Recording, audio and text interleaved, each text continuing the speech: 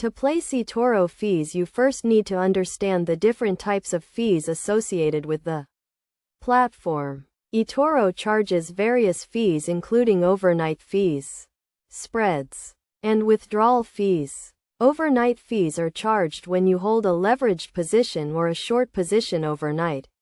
Spreads are the difference between the buy and sell price of an asset and are factored into the price when you open a position.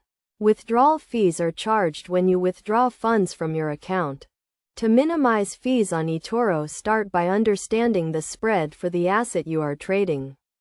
The spread is the difference between the buy and sell price, and it is factored into the price when you open a position. For example, if you want to buy 1 unit of an asset with a buy price of 100 and a sell price of 99, the spread is 1. When you open a position, you will buy at 100 and sell at 99, resulting in a loss of 1 due to the spread.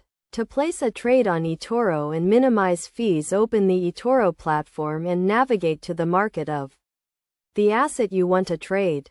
Click on the trade button and select buy or sell depending on your trading strategy. Enter the amount you want to invest and review the fees associated with the trade.